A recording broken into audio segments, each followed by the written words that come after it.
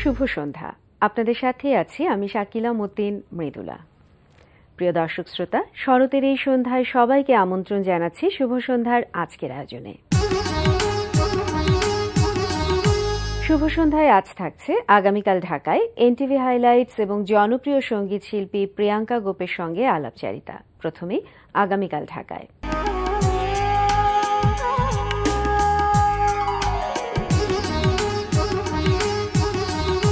আগামীকাল ঢাকায় শুরুতেই জানিয়ে দিচ্ছি নাট্যোৎসবের সময়সূচি।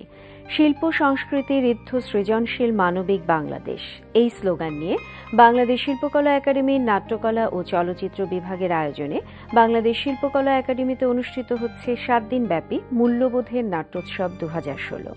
এই আয়োজনে বাংলাদেশ শিল্পকলা একাডেমির এক্সপেরিমেন্টাল থিয়েটার হলে আগামীকাল প্রদর্শিত হবে 3টি নাটক, কৃষ্ণ গহ্বর, পুষ্পহরণ ও বেহান বেলার আলো। নাট্যোৎসব চলবে 7 সেপ্টেম্বর পর্যন্ত। এবার জানিয়ে দিচ্ছি চলতে থাকা প্রদর্শনীর সময়সূচি। গুলশান এভিনিউয়ে রেডিয়াস গ্যালারিতে প্রদর্শিত হচ্ছে শিল্পী প্রশান্ত কর্মকার বুদ্ধার একক চিত্রকলা প্রদর্শনী Mohammad Ali the legend lives on. প্রতিদিন সকাল 10টা থেকে রাত 8টা এই সময় প্রদর্শনী চলবে 10 সেপ্টেম্বর পর্যন্ত। এবার এনটিভি হাইলাইটস।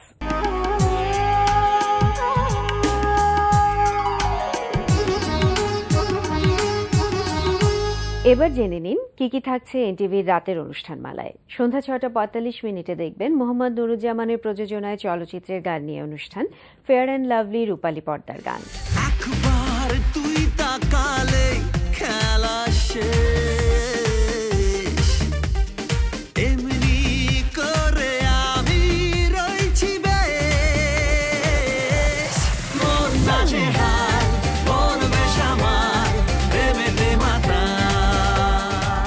রাত 8:20 থাকছে এজাজ মুন্নার রচনা এবং পরিচালনায় ধারাবাহিক নাটক আস্থা।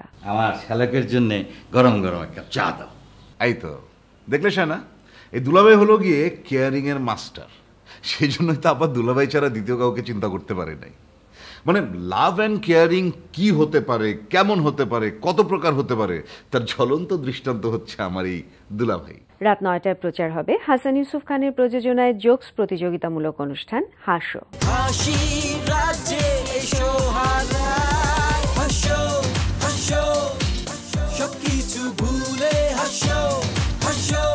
রাত 11:30 থাকছে হাসান ইউসুফ খানের প্রযোজনায় সঙ্গীতানুষ্ঠান মিউজিক জ্যাম।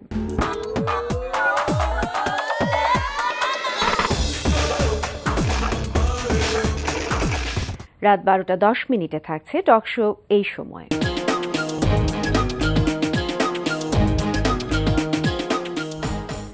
এই ছিল এনটিভির রাতের অনুষ্ঠানমালার সময়সূচি।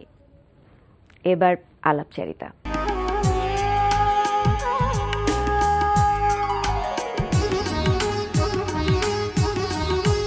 প্রিয় দর্শক, আমাদের আজকের অতিথি জনপ্রিয় সঙ্গীত শিল্পী প্রিয়াঙ্কা গোপ। সঙ্গীত নিয়ে ব্যস্ততা সম্পর্কে জানতে চলুন কথা বলি সঙ্গীত শিল্পী প্রিয়াঙ্কা গোপের সঙ্গে। শুভ সন্ধ্যা। শুভ সন্ধ্যা। ভালো আছেন? হ্যাঁ। শরতের এই মিষ্টি সন্ধ্যায় আপনাকে স্বাগত আমাদের আজকের আয়োজনে। ধন্যবাদ। সঙ্গীত নিয়ে নিশ্চয়ই অনেক ব্যস্ত সময় কাটছে, শিক্ষকতা করছেন, গাইছেন, অ্যালবামের কাজ করছেন। ব্যস্ত সময় তো কাটছেই, কারণ এটাই আসলে আমার ধ্যান জ্ঞান, আমার প্রফেশনও এটা, আমার ভালো লাগার জায়গাও এটা, সবকিছু মিলে আসলে গান নিয়ে ব্যস্ত আছি। এটা কিন্তু একটা ভাগ্যের বিষয় যে ভালো লাগা এবং ভালোবাসা যে জায়গাটাতে, সেখানেই আপনি শিক্ষকতা করছেন এবং সেই সঙ্গীত নিয়েই পেশায় আছেন। এটা কিন্তু সবসময় সম্ভব হয় না। হ্যাঁ, আমি এই জন্য সবসময় আমি অনেক বেশি আর উপরওয়ালার আদা করি যে আমাকে উনি সেই সুযোগটা করে দিয়েছেন।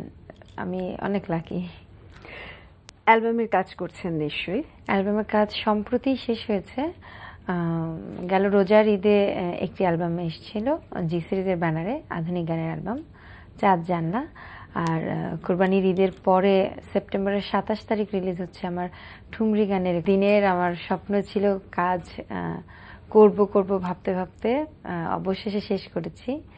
বেশ কঠিন একটি বিষয়। গানের যারা আলাদা করে যারা ভক্ত শ্রোতা, তাদের অনেক দিনের অনুরোধ, আমার নিজেরও একটা মানে গানের সবগুলো ভাগের মধ্যে সব থেকে ভালো লাগার জায়গা ঠুমরি। তো সেইটাই এই জন্য খুব ভালো লাগে। করছেন উচ্চাঙ্গ সঙ্গীতে ঢাকা বিশ্ববিদ্যালয়ে, সেক্ষেত্রে যখন পড়াচ্ছেন এবং গানের কাজটা করছেন, নিজেকে কি মনে হয়েছে উচ্চাঙ্গ সঙ্গীত নিয়ে যখন অ্যালবামের কাজ করছেন আর যখন অধ্যাপনা করছেন?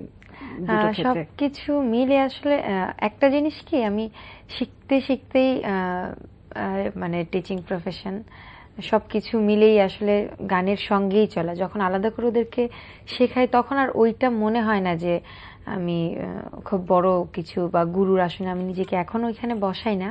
আমি এক শিক্ষার্থী হিসেবে আরেক শিক্ষার্থীকে আমি শেখানোর চেষ্টা করি আমার নিজের জায়গা থেকে, যে আমি কোন জিনিসগুলো জানতে চাই বা জানতে চাইতাম গুরুর কাছে, সেই জিনিসগুলো ওদের মনে যখন উদয় হয় বা আমি সেই সুযোগটাও হয়তো কম দেওয়ার চেষ্টা করি, ওই জায়গাটা থেকে আমার মনে হয় এটা অনেকটা পজিটিভ। আমার মানে নিজের পথ চলার সঙ্গে সঙ্গে আরো কয়েকজনকে সাথে নিয়ে চলা আর গান ওখানে ভাবেন শিক্ষার্থীদেরকে যখন শেখান, সেই জায়গাটাই আমি 100% আসলে ভাবি।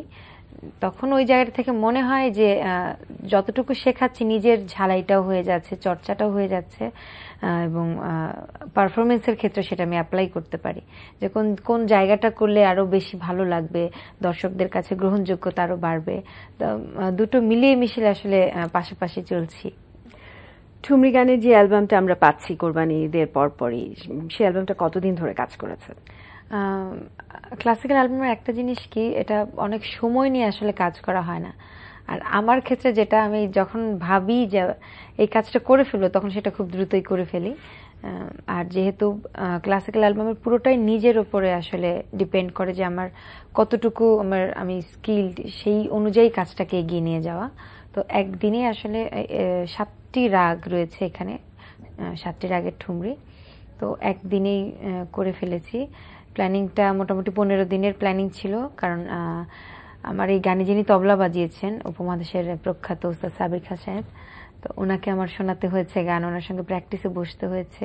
তারপর যখন উনি গ্রিন সিগন্যাল দিলেন দেন আমি আসলে রেকর্ডিংয়ে যাই। আর সঙ্গে ছিলেন সারেঙ্গিতে উস্তাদ রোশন আলীজি। তো এই প্রখ্যাত দুজন মানুষ, এই দুজন গুণী ব্যক্তির সঙ্গে গান করা অনেক বড় একটা ব্যাপার আসলে। আমরা কি একটু শুনতে পারি? হ্যাঁ, যার জন্য হয়তো গানগুলো শ্রোতাদের আরো শুনতে ভালো লাগতো সেই তবলা সারেঙ্গি, সেটা ছাড়াই আমি একটু খালি গলায় হ্যাঁ একটু ঠুমরি শোনাই।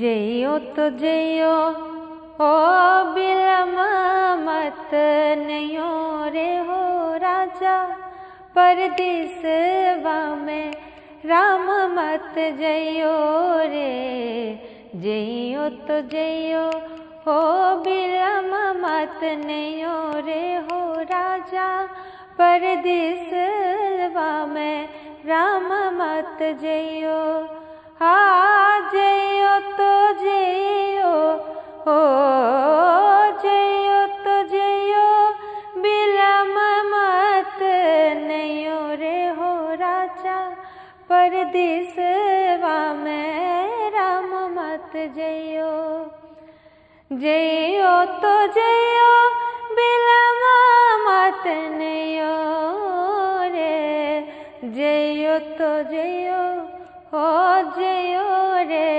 जयो तो जयो बिलम मत नयो रे हो राजा, परदेसवा में राम मत जयो। বাহ, আমাদের ভেতরে একটা ধারণা আছে যে আমরা এখন নতুন প্রজন্মের যারা আমরা কাজ করছি, খুব সহজে যে মাধ্যমটা দিয়ে পৌঁছানো যায় সকলের হৃদয়ে, আমরা সেটাই বেছে নেই। কিন্তু আপনি যে মাধ্যমটা আছেন, উচ্চাঙ্গ সঙ্গীত, আধুনিক গান, নজরুল সঙ্গীত, এটা আমি বলবো যে একটু কঠিন খুব দ্রুত পৌঁছানোর জন্য। সেক্ষেত্রে কিন্তু পৌঁছানো আসলে সম্ভব যদি ধৈর্য থাকে। আপনার কি মনে হয়? আমি একদমই একমত আপনার সঙ্গে। সবকিছুর পেছনে মানে পেশেন্স অনেক বড় একটা ব্যাপার, এবং তার থেকেও বড় ব্যাপার আমার সাধনার জায়গাটা। আমি যেই কাজটি করি না কেন ওইখানে একদম পুরোপুরি 100 ভাগেরও বেশি আমাকে মনোনিবেশ করতে হবে, এবং অবশ্যই যে আমি এই জায়গায় চলে যাব, মানে একটা বড় কিছু করে ফেলবো, আমার মনে হয় সেই জায়গাটা পরে ভাবা উচিত। আগে নিজের দক্ষতা অর্জন করে নিজের কনফিডেন্সের জায়গাটা তৈরি হয়ে তারপরে মনে হয় যদি আমি সত্যিকার অর্থে সেই নিজের মানে চর্চাটা ঠিক মতো করে থাকি, অবশ্যই ভালো কোনো জায়গায় পৌঁছাতে পারবো। আধুনিক গানের যে অ্যালবামটা রোজার ঈদে রিলিজ হয়েছিল সেটা সম্পর্কে জানতে চাইছি। আধুনিক গানের এটা ফুল অ্যালবাম, এটা আমার প্রথম আধুনিক গান নিয়ে কাজ করা। আসলে কোম্পানির যে জি সিরিজ থেকে বেরিয়েছে, তো তাদের অনুরোধেই আসলে আমার কাজটি করা। অ্যালবামটিতে কারা গান লিখেছেন, সুর করেছেন? গান লিখেছেন স্যামুয়েল হক, সুর করেছেন ফয়সাল আহমেদ, আর অ্যারেঞ্জমেন্ট করেছেন মেহেদি ভাই আর আমজাদ ভাই, দুইজন। কি ধরনের গান ছিল? প্রেমের? হ্যাঁ, প্রকৃতি প্রেম তো রয়েছেই, কিন্তু শুধু তুমি আর আমি ছাড়াও অন্য প্রসঙ্গ রয়েছে। সেখানে ভালোবাসা তো অবশ্যই আছে, প্রকৃতির বর্ণনা আছে, প্রকৃতির সাথে মনের একটা রিলেশন আছে। এই ধরনের গান, মোট 10টি গান আমার কাছে ভালোই লেগেছে। সুরগুলো আধুনিক, আবার দু একটা গান আমার ঘরানা, মানে ক্লাসিক্যাল ধরনেরও রয়েছে, আবার আধুনিক রয়েছে, একটু different kind of rhythm change, একটু নতুন ধরনের ছন্দের গান, বর্তমানে যেই ছন্দ চলছে সেটার থেকে একটু আলাদা। সবকিছু মিলে আসলে একটু ভ্যারাইটিস গান রয়েছে।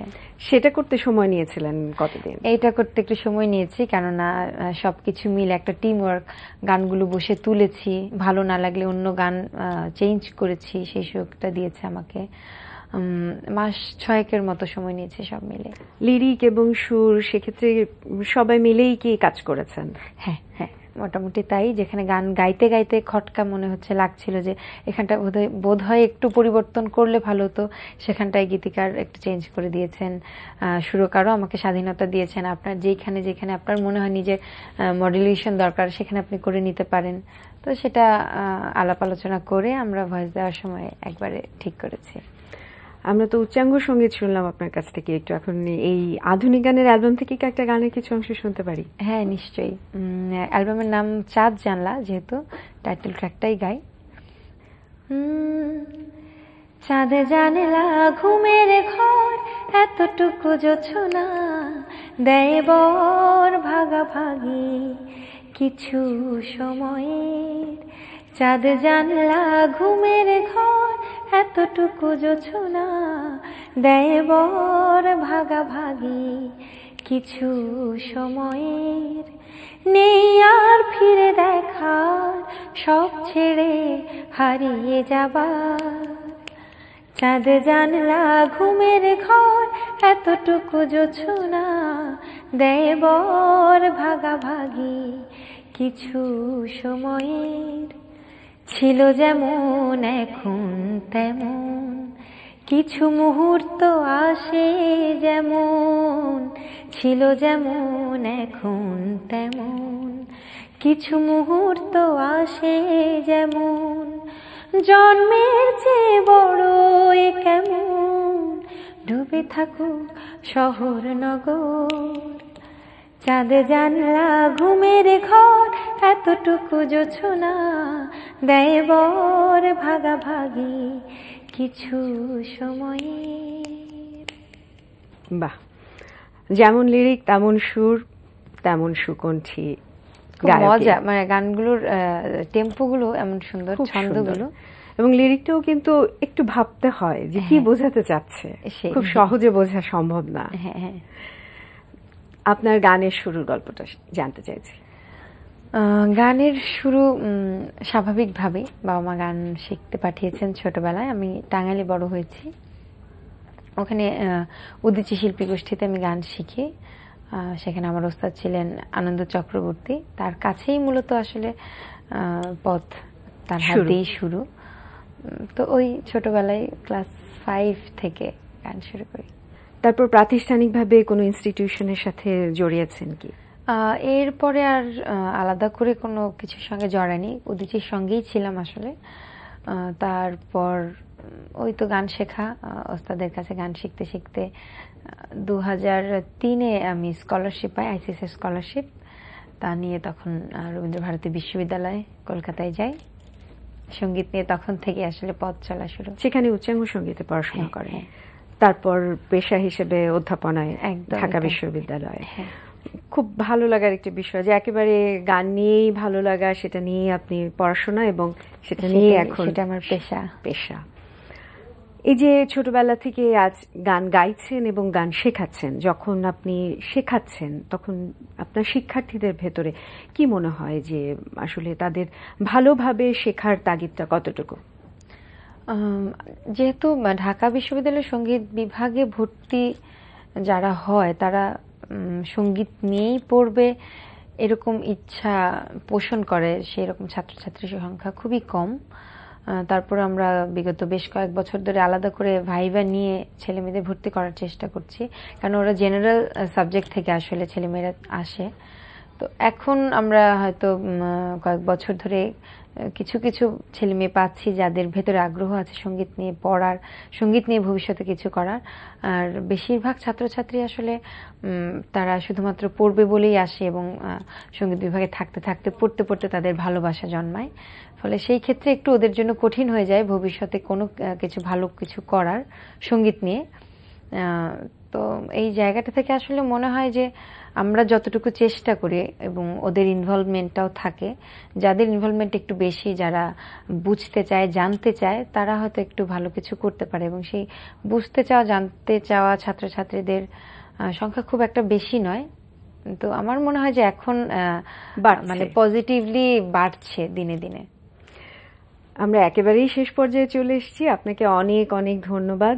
আপনার যে অ্যালবামটি রিলিজ হতে যাচ্ছে সেটার জন্য শুভকামনা রইল। অনেক ধন্যবাদ। আমি আগেই আপনাদের সবাইকে দাওয়াত করে দিচ্ছি। এনটিভির আজকের শুভ সন্ধ্যার টিমের প্রত্যেককে আমার পক্ষ থেকে আন্তরিক ধন্যবাদ জানাই এবং আমি দোয়া চাইব ক্লাসিক্যাল নিয়ে যারা, শুদ্ধ সঙ্গীত নিয়ে যারা আমরা কাজ করছি বা যারা আমরা বোদ্ধা শ্রোতা যারা ভালোবাসি, তারা এই গানটাকে যেন আরো এগিয়ে নিয়ে যায়। আমাদের বাংলাদেশে যারা শিখছে, একটা ভালো কিছু করার প্রয়াসে যারা এই গানের সঙ্গে আছে, তাদেরকে আমরা বেশি বেশি করে অনুপ্রাণিত করি। এই দোয়াটাই আপনাদের কাছে চাই। প্রিয় দর্শক, কথায় কথায় আমরাও চলে এসেছি অনুষ্ঠানের শেষ প্রান্তে। আমাদের সঙ্গে যোগাযোগের ঠিকানা প্রযোজক শুভ সন্ধ্যা, এনটিভি বিএসএসসি ভবন, 7 তলা 102 কাজী নজরুল ইসলাম এভিনিউ, কারওয়ান বাজার, ঢাকা 1215। আমাদের ইমেল অ্যাড্রেস shubhosondha@ntvbd.com। প্রিয় দর্শক, এনটিভিতে সম্প্রচারিত সংবাদ ও অন্যান্য সকল অনুষ্ঠান দেখতে লগ ইন করুন www.ntvbd.com। শরতে স্নিগ্ধতায় ভরে উঠুক আপনার প্রতিটি মুহূর্ত, এই প্রত্যাশায় শেষ করছি আজকে শুভ সন্ধ্যা।